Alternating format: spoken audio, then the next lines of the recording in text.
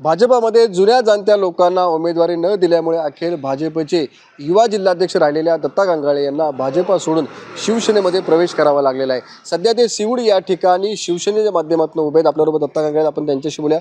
Sir, काय म्हणाल, भाजप सोडून थेट शिवसेनेत तुम्ही उभे राहिलेले आहात? भारतीय जनता पक्षामध्ये आम्ही गेली 12 वर्षे काम करतोय, परंतु गेल्या ज्या 2024च्या विधानसभेला या ठिकाणी तुतारीचे जे उमेदवार होते ते पडले आणि भारतीय जनता पक्षाचा निष्ठावंत कार्यकर्ता म्हणून 377 मतांनी बेलापूर विधानसभेमध्ये भारतीय जनता पक्षाची आमदारकी निवडून आली। मंदाताई म्हात्रे आमदार झाल्या आणि त्याचं बक्षीस निष्ठावंत कार्यकर्त्यांचं उमेदवारी कट केल्याने पक्षाने या ठिकाणी आम्हाला दिलेलं आहे। अनेक ठिकाणी भाजपमध्ये बंडखोरी झालेली आहे।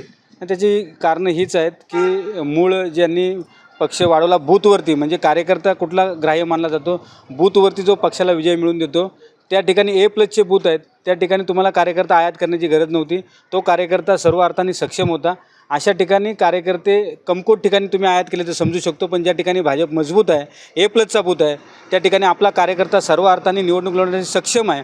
अशा ठिकाणी आपल्या कार्यकर्त्याचं विचारणं गरजेचं होतं, तो न झाल्यामुळे त्या ठिकाणी बंडखोरी झालेली आहे। या ठिकाणी भाजपला फटका बसेल कारण लोक नाराज झालेले आहेत। मुळात कसं आहे की भारतीय जनता पक्षाला म्हणण्यापेक्षा जे उमेदवार घड्याळावरती होते, नंतर तुतारीवरती होते, 15 दिवसानंतर विधानसभेत लगेच ते भाजपात आले, त्याचा फटका भारतीय जनता पक्षाच्या ज्या ह्या स्थानिक नेतृत्वाला आहे तो या ठिकाणी नक्की बसेल। तुम्ही या ठिकाणी आता उभा शिवसेनेच्या माध्यमातून काय लोकांसमोर जातात, कुठले मुद्दे घेऊन?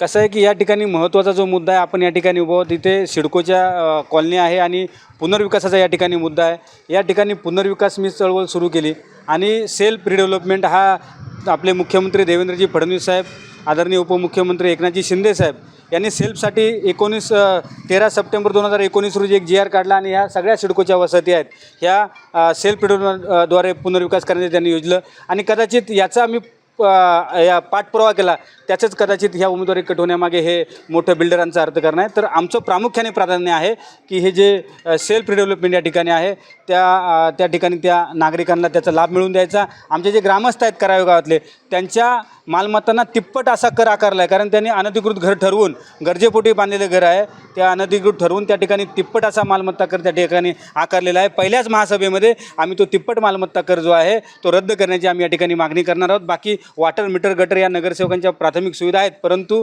हे जे महत्त्वाचे मुद्दे आहेत जे नागरिकांशी संबंधित आहेत, मग ते आमचे ग्रामस्थ असतील, आमचे शहरी भागातील नागरिक असतील, ते सोडवण्याचा आणि त्यांना प्रामुख्याने प्राधान्य देण्याचा आमचा प्रयत्न या ठिकाणी असणार आहे। तुमच्या वार्डामध्ये आता चौरंगी लढत होते, काय चौरंगी लढत म्हणता येणार नाही, इथे लढत जी आहे शिवसेना आणि भारतीय जनता पक्ष अशी या ठिकाणी लढत आहे आणि निश्चितच शिवसेनेचा जो धनुष्यबाण आहे तो या ठिकाणी श्रीरामांचा जो धनुष्यबाण आहे, प्रभू श्रीरामांचा जो धनुष्यबाण आहे तो या ठिकाणी बाजी मारेल। त्याचं कारण असं आहे, कारण ही निष्ठावंता विरुद्ध इतरांची लढाई आहे। जे निष्ठावंत राहिले त्यांच्या निष्ठेचं फळ इथली जनतासुद्धा देईल, कारण फक्त लोकांच्या प्रती प्रेम दाखवणं आणि त्याच्या कृतीतून काम करणं हा फरक इथे दिसून आला। जे कधी समाजात दिसले नाही, जे कधी कोरोनामध्ये दिसले नाही, ते फक्त आणि फक्त तिकीटसाठी, उमेदवारीसाठी आपला परिवारवाद पुढे आणतात। त्यामुळे त्या गोष्टीला या ठिकाणी जनता नाकारेल। जो खऱ्या अर्थाने काम करणारा प्रामाणिक कार्यकर्ता आहे त्याला या ठिकाणी जनता साथ देईल।